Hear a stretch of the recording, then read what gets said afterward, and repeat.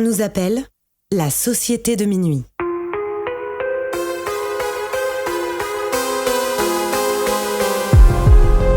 Séparément, on pourrait croire que nous sommes tous très différents les uns des autres. Nos passions, nos vies et nos histoires sont différentes. Nous ne fréquentons pas les mêmes écoles, ni les mêmes quartiers. La seule chose qui nous réunit, c'est d'avoir touché du doigt le surnaturel.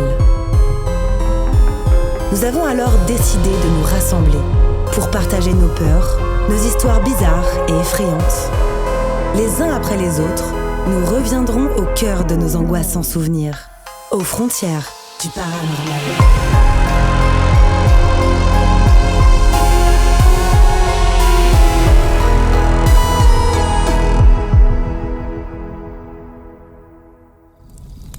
Si vous écoutez cet enregistrement, c'est bien parce que, vous aussi, vous partagez cette fascination pour l'étrange. Vous êtes les bienvenus, mais attention, préparez-vous à sortir de votre zone de confort, car les histoires que vous allez entendre se sont bel et bien produites. Emeline est une jeune femme différente des autres membres de sa famille. Elle ressent l'invisible aussi bien éveillée qu'endormie. Au fil de ses expériences, elle se rend compte qu'elle est capable d'utiliser ses dons pour aider ceux qui en ont besoin. Cette histoire s'intitule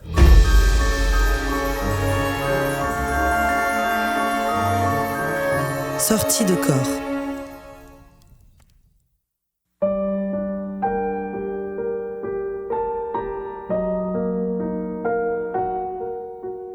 J'étais assez joyeuse quand j'étais petite, pleine d'imagination. J'avais un imaginaire débordant. J'adorais écrire des histoires fantastiques, des histoires... on partait dans des univers. Voilà. J'avais d'ailleurs envie d'être écrivain quand j'étais petite. Donc j'ai écrit plein de choses. Je viens d'une famille en plus plutôt très cartésienne, famille de médecins généralistes très allopathiques, donc pas du tout ouvert à tout ce qui est ésotérique ou spirituel même, en tout cas à l'époque. D'aussi loin que je me souvienne, dans ma chambre, beaucoup quand j'étais petite, j'avais l'impression que mes poupées de porcelaine, elles étaient animées la nuit, qu'on me regardait la nuit quand je m'endormais. C'est comme si la nuit, il y avait une vie qui commençait, une nouvelle vie qui commençait, et moi je regardais. Des fois ça me faisait peur, des fois non. J'arrive pas trop à décrire ce que je voyais parce que j'ai pas de souvenir précis, mais par contre c'était cette idée qu'il se passait des choses, quoi. J'étais obsédée par les pas de porte, les embrasures de porte que je voyais comme des mondes de passage, quoi. Et comme s'il y avait des petits êtres animés, un peu comme des petits elfes ou des fées, enfin, comme si c'était le passage d'un monde à l'autre, ces portes. Je vivais avec ça sans trop en avoir peur, à part un cauchemar que je faisais tout le temps quand j'étais petite, qui lui vraiment m'a marquée et que j'ai fait au moins jusqu'à mes 10 ans, je crois. Et ce cauchemar, c'était toujours le même. J'étais donc dans une maison, une vieille maison genre 19e, avec des marbreries et puis un grand escalier en fer forgé qui descendait d'un étage jusque le salon. La maison était vide, juste ça descendait dans un salon où il y avait une grande cheminée avec un grand miroir un peu doré avec des sculptures au-dessus. Il faisait nuit et je descendais les marches de cet escalier. Et quand j'arrivais devant la cheminée, il y avait une espèce de horde de fantômes qui sortaient de la cheminée en cascade, mais vraiment l'image du fantôme à la Casper, quoi, avec les chaînes au cou, enfin l'image d'enfant du fantôme, quoi. Sauf qu'ils étaient plein et qui se jetaient sur moi. Et à chaque fois, je me réveillais en sursaut. Et je me demandais qui étaient ces esprits, pourquoi j'étais toujours dans cette maison, toujours dans le même univers. Et c'était vraiment un cauchemar très très récurrent. À un moment donné, je décide d'en parler à ma mère quand même, j'avais 7 ans. Et je me dis, je vais quand même lui dire que je vois des trucs et que pour moi, il se passe d'autres choses dont personne parle. Et je me rappelle de cette scène où je descends dans la cuisine, ma mère était en train de faire la vaisselle et je lui explique que je vois des choses la nuit, que je pense qu'il y a tout un univers, que mes poupées sont réveillées, que je vois des choses dans les portes, que voilà, je me demande si c'est vrai, que j'aimerais bien comprendre. Et ma mère, très simplement, me dit « Ah bah non, ça n'existe pas, c'est vraiment ton imagination, il n'y a rien, il n'y a pas... Enfin, la nuit, tes poupées, elles dorment, il n'y a rien dans les portes, et puis vraiment, non, t'inquiète pas. » Moi, je pense qu'elle a voulu me rassurer parce qu'elle s'est dit ma fille, elle a peur, elle voit des trucs, je vais lui dire que ça se... Non, il n'y a pas de raison de s'inquiéter, ça n'existe pas, tout va bien. Et puis en plus à cette époque-là, je pense que vraiment c'est pas des choses auxquelles elle était réceptive, du coup ça lui parlait pas. Je suis très liée à ma mère et on est très connectés, j'ai tendance à lui dire un peu tout. Et là, je me suis dit ah bon ? Ah bah mince, je pensais qu'elle allait me croire en fait. Et c'est vrai que cette scène m'a marquée parce que elle a fermé une porte. J'ai toujours été dans l'imagination, mais bon, ça a fermé une porte, j'ai arrêté de voir des choses, quoi. Clairement. Donc la porte se ferme, puis il y a un gros blanc. Je voyais plus rien.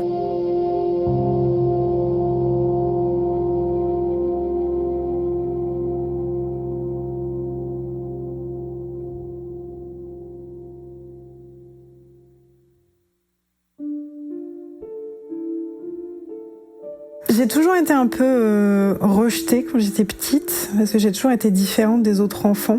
Enfant plutôt de milieu d'agriculteur, à 70%. Et puis moi je faisais je créais mes t-shirts, je faisais des bijoux, je faisais des trucs, j'étais toujours un peu très créative et un peu à contre-courant des enfants de mon âge, toujours un peu en avance aussi, donc je m'ennuyais avec eux. Et du coup, un peu rejetée parce que je rentrais pas trop dans les cases, j'avais du mal à me mélanger au groupe. Et en plus, j'étais dans les premières de la classe, tout ça. Donc des fois, tu sais, l'intello qu'on mettait un peu sur le côté. Du coup, j'ai pas bien vécu ma primaire à partir du CP, quoi. Et puis le collège, horrible. En plus, les garçons me rejetaient. Bref, vraiment, c'était la catastrophe, mon collège. Je me demandais vraiment, mais qu'est-ce que je fous là ? Je trouvais que les enfants étaient cons. C'est horrible à dire, mais je comprenais pas, quoi. Et puis, ça s'est vraiment réveillé qu'à l'adolescence, et vers l'âge de 16 ans, exactement. Moi, je suis la dernière d'une famille de 3 enfants, donc j'ai 7 ans d'écart avec mon frère et 6 avec ma sœur. Et du coup, eux avaient été dans ce lycée-là, dans ce fameux lycée jésuite où je me suis retrouvée interne en Picardie. C'était un lycée très scientifique, il poussait beaucoup vraiment les S, quoi. Et il y avait une pauvre classe de L dans laquelle je me suis retrouvée. Et comme mes parents habitaient quand même à une demi-heure d'Amiens en voiture, ça faisait trop de transport de faire l'aller-retour tous les jours. Et puis honnêtement, j'avais qu'une hâte, c'était de partir de chez mes parents, donc j'étais très contente d'aller à l'internat. Comme ça, je rentrais que le week-end et ça m'allait très bien. C'était des bons souvenirs, mais grosse période de transformation parce que du coup, c'est un peu à cette période-là que je me suis émancipée en tant que petite femme, quoi, forcément. Et que j'ai fait des choix aussi dans ma carrière parce que j'ai choisi de faire littéraire. Je me suis imposée aussi par rapport à mon frère et à ma sœur. J'ai fait différemment. Et c'est là que ça s'est effectivement, je sais pas si on peut dire, ses capacités, ses dons se sont réveillés, quoi. Je pense que ce lycée clairement était chargé. Jésuite, c'est vieux, hein. Et puis on avait vu passer des enfants, des adultes et je ne sais quoi de toute époque. Et ça a commencé donc en seconde, quand j'avais 16 ans. Je me souviens d'une pièce où je me sentais vraiment pas bien dans l'internat, c'était les toilettes du fond du couloir, et où je pouvais pas y aller, surtout la nuit. Je me sentais étouffée, j'avais vraiment l'impression qu'on me regardait, je me suis dit mais soit il y a quelqu'un qui s'est suicidé ici, soit il y a quelqu'un qui est mort, il y avait un truc très lourd. J'arrivais pas à me dire par contre si c'était un homme, une femme, un enfant, parce que c'était flou, mais par contre je pouvais pas rester, quoi. Je me souviens, je me dépêchais d'aller aux toilettes, je partais en courant, tellement j'avais peur, quoi. Et là j'ai commencé vraiment à faire donc des rêves qui étaient pas des rêves, toujours la nuit, et en fait c'est ce qu'on appelle des sorties de corps.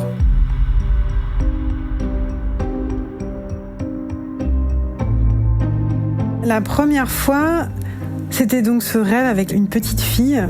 Donc je m'endors, nuit normale. Et d'un coup, je vois une petite fille qui vient me voir et qui me demande de retrouver son chien. Alors je me retrouve à la campagne, je sais pas à quelle époque, et je dois chercher ce chien pour cette petite fille. Ce qui est très bizarre, c'est que je sais que cette petite fille qui vient me demander de retrouver son chien est morte. Genre ça, c'est une donnée dans le rêve qui est évidente. Et donc je cherche son chien parce qu'elle m'explique qu'elle s'est enfuie de chez elle et qu'elle allait chercher le chien et qu'elle n'est jamais rentrée chez elle apparemment. Je sais pas comment elle est morte. Est-ce qu'elle s'est perdue ? Est-ce qu'il y a eu un assassinat ? Est-ce qu'elle s'est faite enlever ? C'est très flou. Juste, elle n'a pas pu rentrer chez elle et elle veut retrouver son chien. Et donc moi je pars avec elle à la recherche du chien. Les paysages, vraiment dans la campagne, genre une maison isolée, puis il y a des bois autour et des champs. Bon, franchement, on n'arrive pas à retrouver le chien. Ce rêve est juste trop bizarre. Je finis par dire à la petite fille, je sais pas où il est. Et puis je me dis, mince, j'arrive pas à l'aider. Et je me réveille. Et c'est quand je me réveille que je me rends compte que c'était une sortie de corps, parce que j'ai vraiment cette sensation de faire, de revenir, quoi. Je suis partie loin et je réintègre mon corps physique. C'est une sensation trop bizarre, quoi. Comme si mon corps physique, mon enveloppe était restée dans mon lit et mon âme est partie. Et quand je reviens, il y a un truc qui se remet ensemble. C'est très bizarre à expliquer. Sur le moment, c'est marrant, c'est comme si je savais. Parce que je me suis réveillée donc en sursaut, en me disant « Oh, je suis sortie de mon corps. En fait, je suis sortie de mon corps puis je suis revenue dedans. » Je me suis dit ça comme si c'était un truc dont je me rappelais. Comme si c'était une sensation que je connaissais déjà. Peut-être j'en avais déjà fait petite et je m'en rappelais pas. Sur le moment, j'ai pas eu peur. Parce que, je sais pas, cette petite fille, elle était toute mignonne et c'était plutôt mignon comme rêve. Je me suis juste dit, pourquoi je rêve d'une enfant morte qui me demande de retrouver son chien ? Et puis franchement, je laisse passer, quoi. Donc j'arrive à me rendormir, parce que bon, du coup, c'était un peu long, mais j'arrive à me rendormir. Et à l'époque, c'est hyper saccadé, c'est-à-dire qu'il y a des moments où ça m'arrive beaucoup, puis des moments où ça m'arrive moins. Mais par contre, ça a quand même duré tout le lycée, donc les 3 ans, de la seconde à la terminale.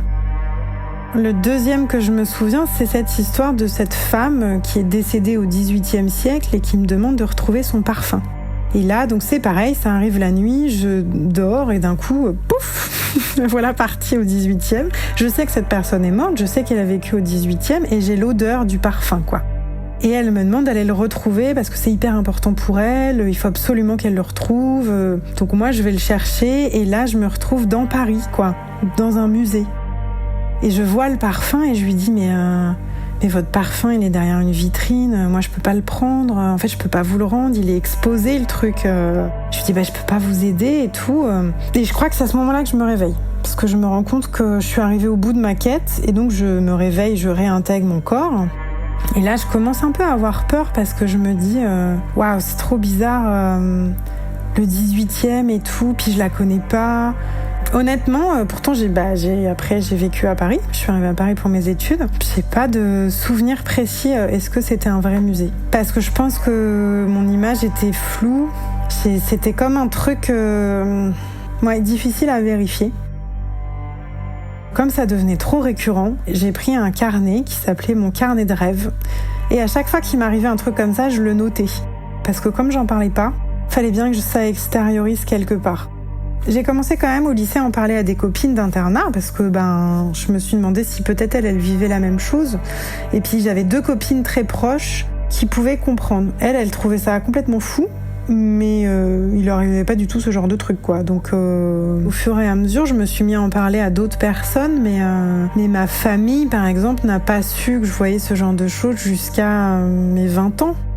Ça a continué, j'ai grandi, je suis arrivée à Paris donc pour faire mes études à l'âge de 18 ans, juste après mon bac, des études dans le milieu artistique, donc de médiation culturelle et de marché de l'art. Et arrivé à Paris, ça s'est un peu calmé. Je pense que ça s'est un peu calmé parce que il se passait tellement d'autres choses dans ma vie et je devais apprendre milieu étudiant. Donc ça s'est plus manifesté quand j'étais dans des lieux. Donc là, j'ai commencé à me rendre compte que j'étais très sensible dans les lieux dans lesquels je me trouvais. Déjà, ça avait commencé au lycée, mais pour le coup, c'était pas forcément par des rêves. C'était aussi une sensation de mal-être, quoi. Des fois, j'allais chez des gens, d'un coup, je me sentais étouffée, j'avais du mal à respirer, je sentais des présences, mais j'arrivais pas toujours à savoir qui c'était. Est-ce que c'était quelqu'un de décédé ? Est-ce que c'était juste la mémoire des murs ?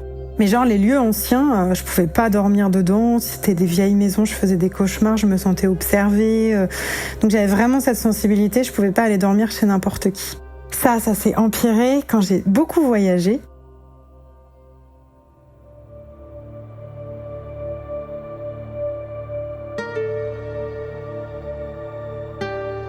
La première fois que ça m'est arrivé en voyage, j'étais avec mes copines en République tchèque, à Prague. Et on était hébergés dans l'appartement d'un ami de mon frère et de ma sœur, qui était tchèque. Très sympathiquement, ils nous avaient laissé leur appart. Donc on était 4 en voyage, 4 filles. Super bel appart, un peu art déco, assez ancien, mais très joli avec une vue sur Prague magnifique. Voilà, et donc on dormait là-bas à quelques nuits. La première nuit que je dors dans cet appart, d'un coup je commence à me sentir super mal. J'avais pas trop senti la journée, mais alors la première nuit, horrible quoi. Je dors pas de la nuit et j'ai la sensation déjà de me sentir observée. Et j'ai une sensation d'étouffement. Et là, c'est comme si je revis un épisode marquant qui s'est passé dans cet appartement. Et en fait, je sens que dans cet appartement, on a caché des juifs pendant la Seconde Guerre mondiale. Et je vois des enfants, des familles, des gens qui se cachent derrière les portes, sous les meubles, enfin une espèce de truc de panique où il faut se cacher quoi, à tout prix. Et où cet appartement donc a hébergé des juifs en fait pendant la Seconde Guerre, une famille parce que je vois des enfants, je vois des adultes et j'entends le bruit des bombes. Enfin vraiment je revis un épisode particulièrement tragique quoi. J'ai senti la panique de ces gens, j'ai senti le choc de la guerre, la mémoire de la guerre. Et puis c'est vrai que Prague, ça a été beaucoup touché. Enfin, quand on refait le fil de l'histoire par rapport à la Shoah et tout, c'était dur, quoi. Quand j'en parle, j'ai un peu encore la larme à l'œil, tellement je me dis c'était dur, quoi. Enfin, comme si j'avais vécu ce que ces gens avaient vécu. Et j'avais ressenti la détresse d'être pourchassée, etc. Aujourd'hui, avec le recul, je sais pourquoi ça me touche autant, parce que je sais aussi que dans mes vies passées, j'ai vécu aussi ça. Et je sais que ma dernière vie, je suis morte en camp de concentration. Donc je sais que c'est des mémoires qui me touchent énormément, tout ce qui a pu avoir lieu en lien avec la Shoah. Je me réveille le matin en me disant... je me sens pas bien et tout, je me dis mais est-ce que c'est des âmes qui sont parties ? Est-ce que j'ai vécu une mémoire du lieu ? Avec le recul, je pense que j'ai vécu juste la mémoire du lieu, une scène qui s'est passée dans ce lieu, mais pas forcément des âmes qui étaient pas parties et qui venaient me voir. Donc là, c'est un épisode assez différent de ce que j'ai pu vivre jusqu'à présent.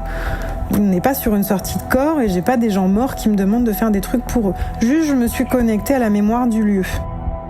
J'en parle à mes copines le lendemain, je leur explique toute l'histoire et elles me disent oui mais regarde en même temps Emeline, tu vois on est dans un pays c'est chargé, il y a eu l'époque soviétique, il y a eu la Shoah bien évidemment, regarde la Tchéquie c'était compliqué, oui il y a beaucoup de juifs en République tchèque, donc elles me disent t'as sûrement senti un truc qui s'est passé dans la pièce quoi, dans la maison. Et quand elles m'ont dit ça je me suis dit ouais donc du coup oui c'est plus que je me connecte à la mémoire du lieu.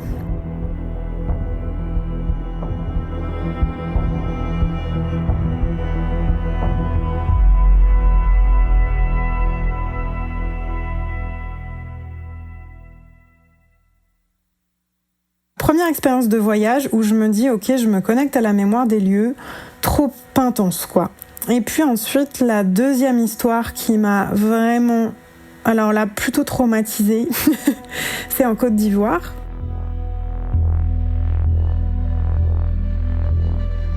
J'ai 22 ans et je pars en Côte d'Ivoire avec un ex de l'époque qui était, dont le père était ivoirien, qui était métis, et on va rencontrer la famille.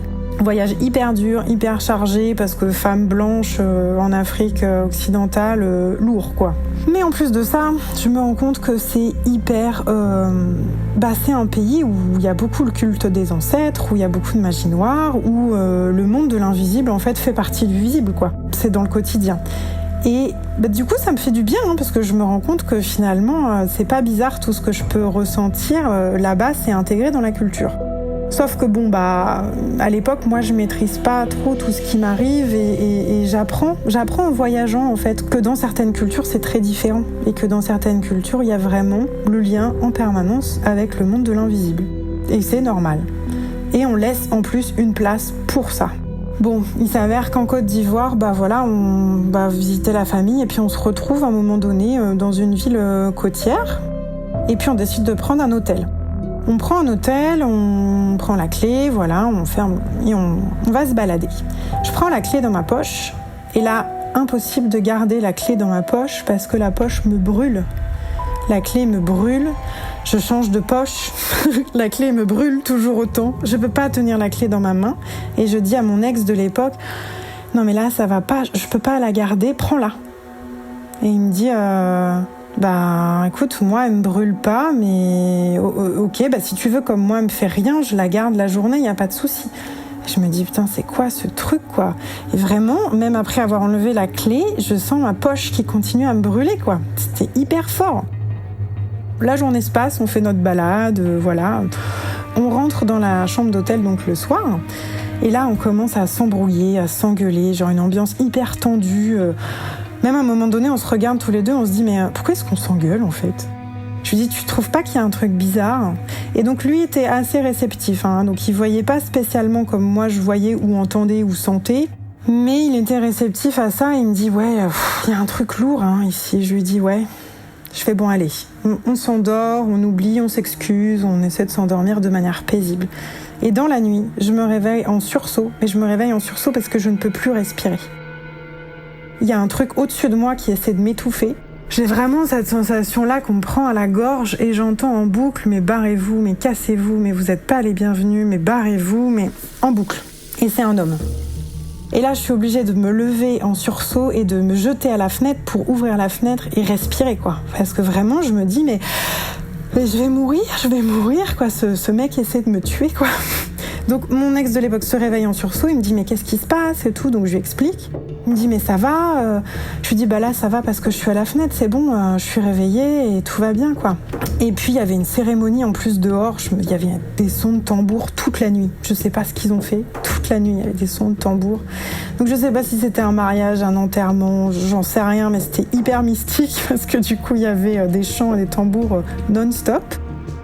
Je ferme la fenêtre, je vais me recoucher, donc je dois mettre je sais pas combien de temps à m'endormir parce que je suis clairement paniquée, je suis apeurée, je me dis est-ce qu'il va revenir, qu'est-ce qui se passe, quoi, vraiment je sens que... Donc je respire un coup, je me rendors.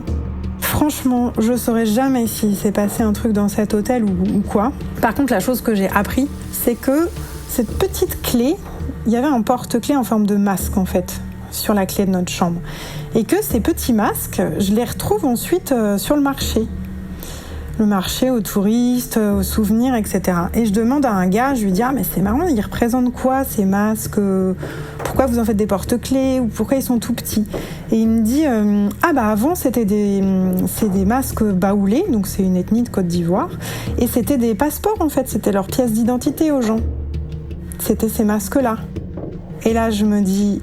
En fait, c'était pas un porte-clés qu'on avait, je pense que ça devait être un passeport de la personne qui a tenté de me dire qu'on se casse, parce que cette ville, c'était aussi une ville de départ d'esclavage. Donc il y avait des bateaux qui partaient de cette ville pour le continent. Donc clairement, cette âme, elle nous a dit de dégager parce qu'on était des blancs et qu'elle avait une haine contre les blancs. Et moi, à l'époque, je savais pas comment l'aider. Aujourd'hui, je pourrais lui dire de partir en paix, je pourrais l'apaiser. À l'époque, j'étais terrorisée en fait. Et j'avais juste envie de partir en courant de cette ville, de me dire je ne veux plus jamais y retourner.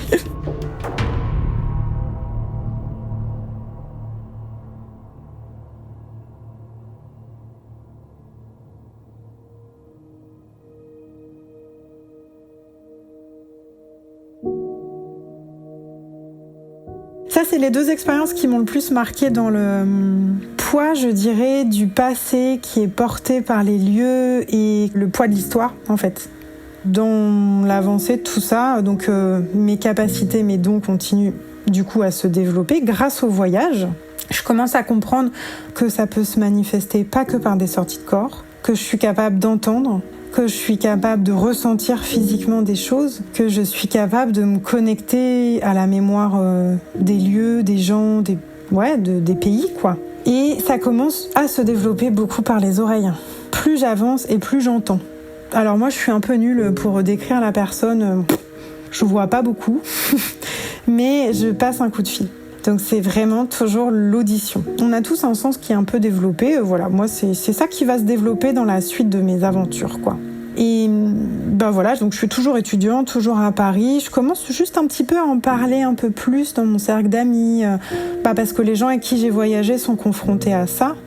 parce que les hommes qui ont partagé ma vie, il se passe forcément des trucs bizarres quand on habite avec moi ou quand on est en couple avec moi. Donc je commence à leur en parler aussi, forcément. Mais je suis toujours complètement perdue, parce que honnêtement, je sais pas comment gérer. Parce que comme je maîtrise pas du tout, y a des fois où je te dis, c'est en cascade, et il y a des mois où il se passe rien, où je ressens rien. Ça commence aussi à sortir du milieu, il se passe des choses la nuit quand je suis plus réceptive, et ça peut arriver en pleine journée. Mais voilà, comme je maîtrise pas du tout, c'est franchement hyper aléatoire, et c'est très difficile à vivre parce que c'est très fatigant. Je me sens épuisée à chaque fois que je sens ça. Et on arrive à un épisode qui m'a vraiment aidée et qui m'a marquée, qui est, je dois avoir, je dirais 23, je suis un peu perdue dans les années, mais allez, 23, 24 ans.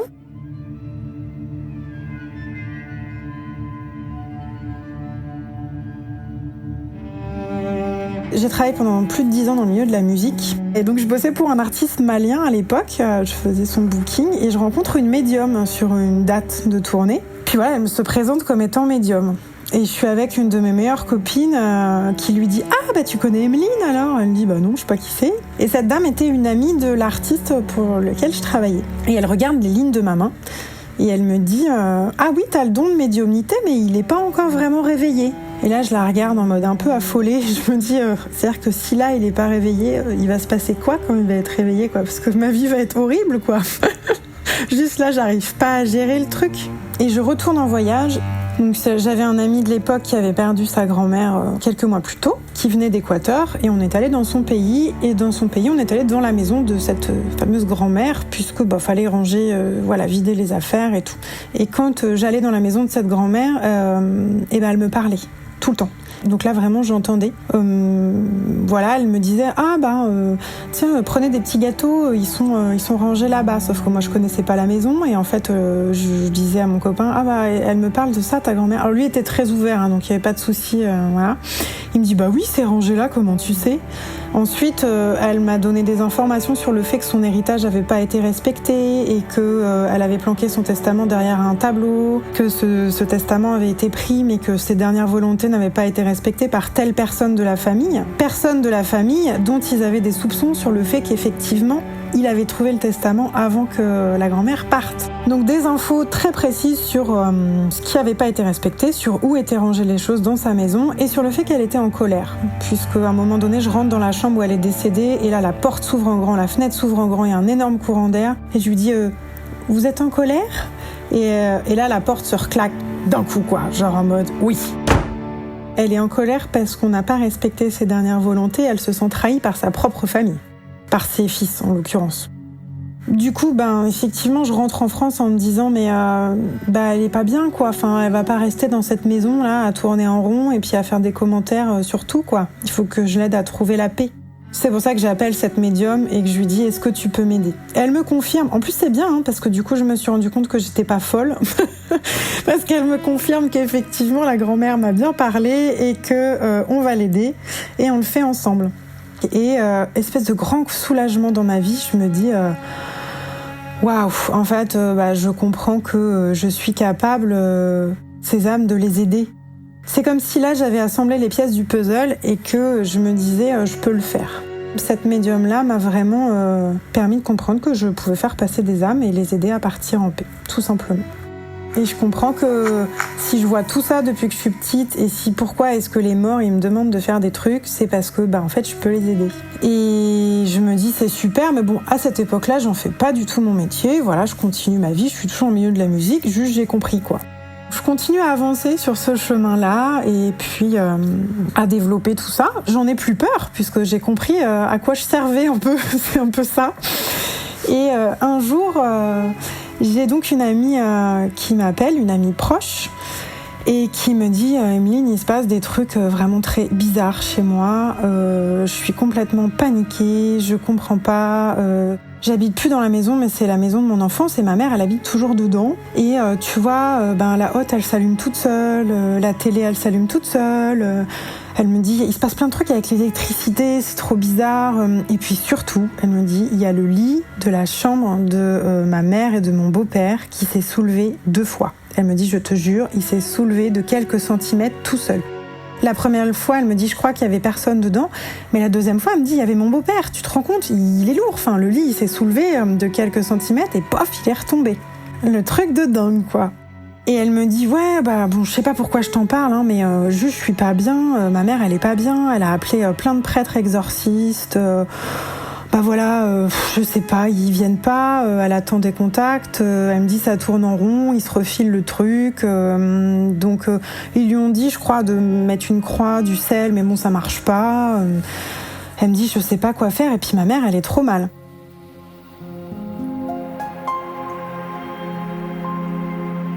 Elle habitait plus dans la maison, donc elle vivait pas au quotidien. Et je lui dis, tu sais, moi je vois des choses, je t'en ai déjà parlé, est-ce que tu veux que je regarde ce qui se passe dans ta maison Et elle me dit, oui, tu sais, au point où on en est, si tu veux, tu peux regarder, vas-y. Je pense qu'elle y croit pas du tout. Mais surtout, pendant tout le temps qu'elle me parle au téléphone, je suis trop mal, quoi. Vraiment, j'étouffe, j'ai ce truc un peu plombant, j'entends pas grand-chose, mais je me sens juste pas bien. Je me dis, putain, ce truc, c'est le diable ou quoi? C'est genre, j'ai l'impression de revivre les trucs d'Amityville et les maisons hantées, enfin, les scénarios qui nous ont fait flipper, quoi. Et moi, j'ai pas encore été confrontée à des trucs aussi forts en tant que phénomènes paranormaux, quoi. Donc je me dis, bon, allez, c'est mon amie, faut que je l'aide, quoi. Enfin, je vais pas la laisser comme ça, j'y arriverai pas. Je pense, je m'imaginais pas du tout qu'il puisse se passer ça dans cette maison. Je lui dis, envoie-moi des photos de la maison, envoie-moi ton adresse. Moi, j'avais déjà été dans cette maison plus jeune, mais j'avais rien senti de particulier. En plus, on y avait été pour faire la fête, donc elle m'envoie les photos, et puis elle m'envoie l'adresse, et je commence à regarder. Puis je me sens toujours mal, en fait, mais j'ai l'impression que je vois rien. Alors, j'ai le mot famille en tête. Je sens la présence d'une femme, je sens un truc lourd. C'est comme si ça bloquait. Je demande l'avis à Lauriane, une amie, qui est également médium et passeuse d'âme. Donc je lui envoie les photos, l'adresse, je lui dis qu'est-ce que t'en penses? Est-ce que tu sens un truc dans cette maison? Dis-moi. Elle me dit oulala, oui, il y a un truc hyper lourd, je vois une femme. J'ai l'impression qu'il y a des enfants aussi. Donc je lui dis c'est ça, tu sens une famille? Elle me dit oui, famille, ça me parle. Elle me dit je pense qu'il s'est passé un drame dans la maison. Je lui dis moi aussi, mais j'arrive pas à sentir plus, je suis bloquée. Donc elle me dit écoute, laisse et puis on verra bien. Donc je laisse effectivement, puisque j'avance pas. Je vais me coucher, tout ça, la journée passe, et dans la nuit, clairement, je me fais attaquer. J'entends d'abord des rires d'enfants. J'entends qu'on se moque de moi, je sens ces présences dans ma chambre, j'entends mais en fait c'est toi qui devrais avoir peur et tout, genre vraiment, qu'est-ce que tu viens farfoutre ton nez là-dedans? Je sens cette femme qui est là aussi, mais c'est plus les enfants qui me font peur. Et je me dis, oh putain, j'ai trop peur, je me réveille parce que du coup, je les sens vraiment dans la pièce, quoi. Je me dis, putain, elles m'ont suivi jusque chez moi, elles savent que je suis en train de faire un truc, quoi. Putain, je me dis, je sens que ça va être dur, quoi. J'arrive à me rendormir, mais j'ai très peur. Et puis surtout, je me dis, je vais jamais y arriver, en fait. Donc je laisse passer la nuit et le lendemain, je me dis mais non, mais rappelle-toi que c'est ta mission de vie, que tu sais faire partir les âmes, tu sais leur parler, donc pourquoi est-ce que tu vas pas leur parler? Après tout, en fait, il suffit de leur parler. Donc je vais marcher dans la nature, on avait un petit coin de nature derrière chez nous, puis je me dis allez, je ferme les yeux, je me connecte à la maison, je me connecte à ces âmes, et là je vois que les enfants, c'est 2 petites filles et c'est 2 jumelles. Et là, je me rends compte qu'effectivement, je vois de l'eau, comme si elles avaient été noyées. Et je sais pas si...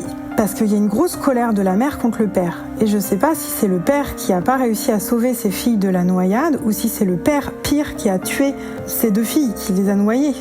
Honnêtement, parce qu'il voulait pas de ces enfants-là. J'en sais rien. Juste, il y a l'eau en boucle.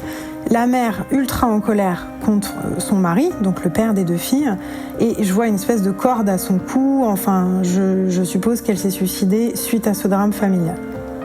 Est-ce qu'elle s'est suicidée dans la maison? J'en sais rien. En tout cas, j'ai l'impression que je fais le fil de l'histoire, quoi. Et je me dis, c'est hyper bizarre parce que dans ce que me disait ma copine, elle me dit qu'elle a jamais rien ressenti dans cette maison et que ces événements, ils se sont déclenchés quand le beau-père est venu habiter avec sa mère. Et je me dis, c'est comme si cette dame était en colère contre l'homme, la présence masculine dans la maison. Et donc je commence à parler à cette femme qui est dans la colère, qui m'agresse. C'est juste moi qui reste calme en fait. Et je lui dis, mais qu'est-ce qui se passe ? Est-ce que du coup tu es en colère contre les habitants de la maison ? Pourquoi t'es pas partie ? Il y a eu un drame, tes filles et toi vous êtes pas partis. Et elle me confirme qu'elle est en colère contre son mari de l'époque. Alors j'ai jamais su s'il les avait tuées, si elles étaient mortes, qu'il les avait pas sauvées, qu'elle lui en voulait. En tout cas il y avait une colère de l'homme, elle s'est suicidée et les filles sont mortes. Voilà le tableau global. Et on n'a jamais vraiment su aussi est-ce que c'était vrai ou pas, parce que il aurait fallu faire des recherches, il aurait fallu demander aux agents immobiliers, aux voisins, et que comme ça remontait à il y a quelques années, pas sûr que... Ou alors faudrait vraiment des personnes âgées qui ont habité là longtemps, qui soient peut-être au courant de ce drame-là. Donc voilà, c'est un peu la partie floue de cette histoire, toujours est-il que je commence à comprendre. Je commence à comprendre pourquoi est-ce que sa colère s'est déchaînée quand le beau-père est venu habiter dans la maison et que son message c'est « dégage ». Moi, je protège cette maison tant qu'il y avait une femme qui habitait là avec ses 2 filles, parce que c'est mon schéma à moi, et dans ce cas-là, je les protège. Mais à partir du moment où il y a un homme qui arrive, là, je suis pas d'accord, quoi. D'où ces manifestations de colère. Les esprits utilisent l'électricité, l'eau, enfin tout ce qui est énergie pour se manifester. Quand il y a des objets qui commencent à se soulever, c'est qu'il y a vraiment une grosse colère. Donc elle était vraiment pas contente. Et donc moi je leur parle, j'essaie de les apaiser, je leur envoie de l'amour, de la lumière, je leur dis que cet homme c'est pas du tout le même schéma, qu'il est gentil et que ce qui compte c'est qu'elles partent en paix en fait, qu'elles ont pas besoin de nourrir ça en fait, et puis surtout qu'elles seront mieux dans la lumière que dans la maison quoi. Donc vraiment j'essaie de travailler sur ça, donc au début elles sont pas trop d'accord. Et j'avais quand même proposé à mon amie de passer à la maison pour nettoyer, quoi, parce qu'à l'époque, moi, je me déplaçais dans les lieux pour le faire, parce que je pensais que c'était la seule manière de le faire de manière efficace. Donc, j'y vais, mais avec la boule au ventre, je me dis, putain, qu'est-ce qui va se passer ? Ça tombe, la lumière va s'allumer, le lit va se soulever. Enfin, je m'attendais à ce qu'il se passe des trucs de dingue. Donc, j'y vais avec mon palo santo, mes pierres, mon gros sel, enfin, tout en attirail. Je trouve ma mère et sa copine dans un état de panique. Elles osaient à peine rentrer dans la maison tellement elles étaient flippées. Et moi, je me dis... montre pas que t'as peur, parce que t'es là pour les rassurer. Donc si tu montres que t'es flippé, ça va pas marcher, quoi. Enfin, une grande respiration, je rentre dans la maison en mode, franchement, je fais pas la maligne. Et là, hyper calme, un truc calme.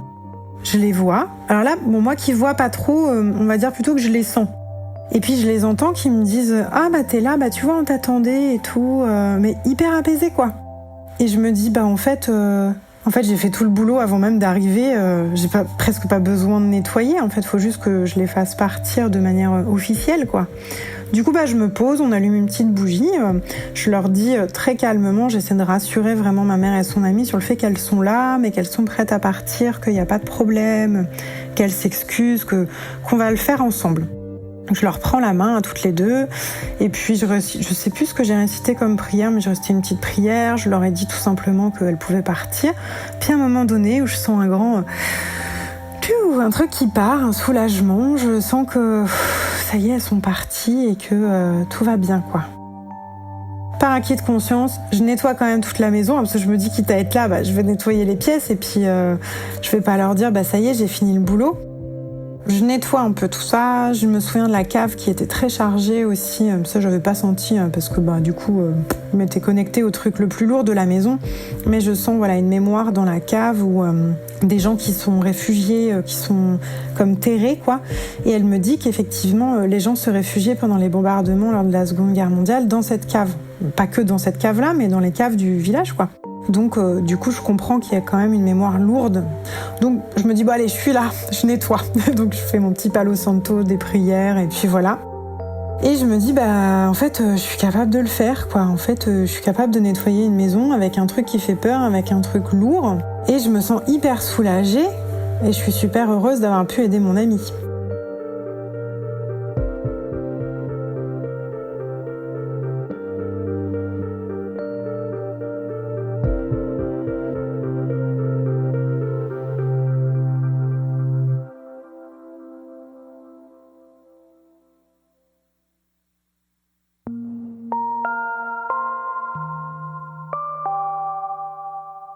Le temps se passe parce que moi je sais pas comment faire plus à l'époque pour aider mon amie, si ce n'est prendre des nouvelles, l'appeler, etc. Sa mère me remercie, elle est très touchée. En plus à l'époque moi je demande rien, je demandais pas d'argent à part un truc symbolique, quoi. C'est juste que j'ai appris 1 an après que, ils avaient réussi à vendre la maison et que c'était un homme qui avait acheté la maison. Quand j'ai appris que la maison était vendue, déjà, je me suis dit, tout va bien. En plus, à un homme, j'ai regardé symboliquement là-haut en me disant, ok, c'est que voilà, elles sont bien parties et qu'elles ont autorisé de nouveau à ce que cette maison soit habitée et en plus par une présence masculine, ce qui n'était pas le cas jusqu'à présent. Donc c'est la seule manière que j'ai pu vérifier que mon travail avait été bien fait. Et c'est surtout là que j'ai compris qu'en fait, j'avais pas besoin de me déplacer dans les lieux pour les nettoyer. Je crois qu'aujourd'hui, je me sens vraiment bien.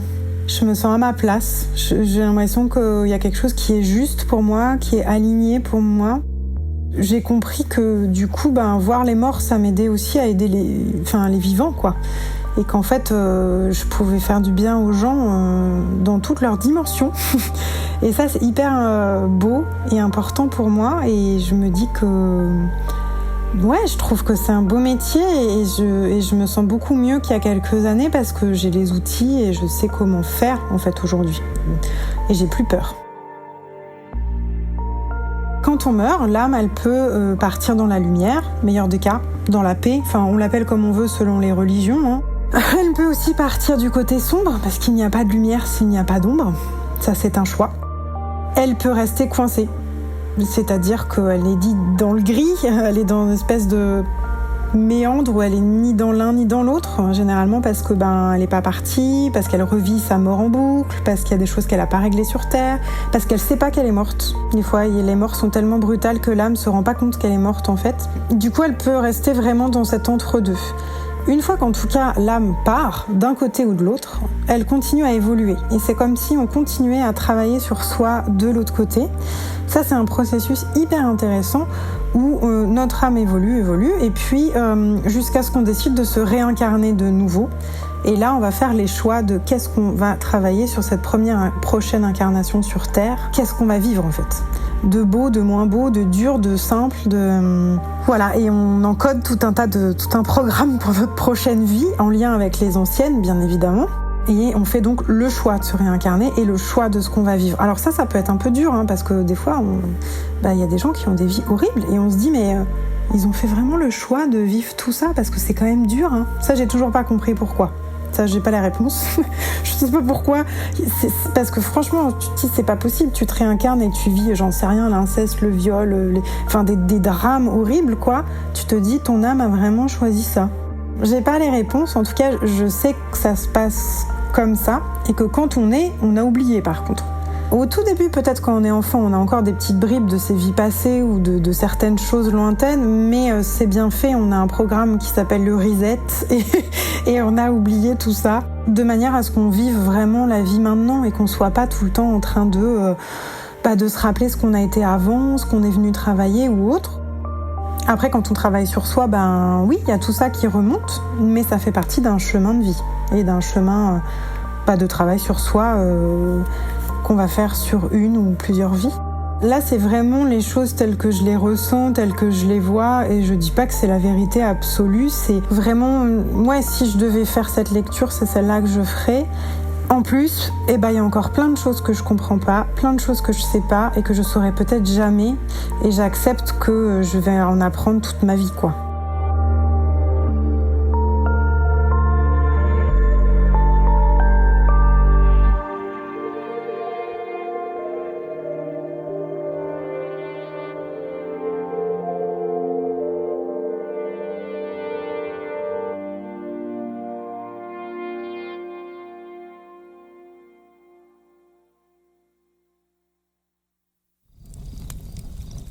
Vous êtes maintenant arrivé au bout de cette histoire. Avant de partir, venez me dire ce que vous en avez pensé en laissant un commentaire sur votre plateforme d'écoute préférée ou sur Instagram. Et n'oubliez pas, si vous aussi, vous avez le courage de vous plonger dans vos souvenirs les plus étranges, prenez contact avec moi, venez me raconter vos histoires et vous ferez vous aussi partie de la Société de Minuit.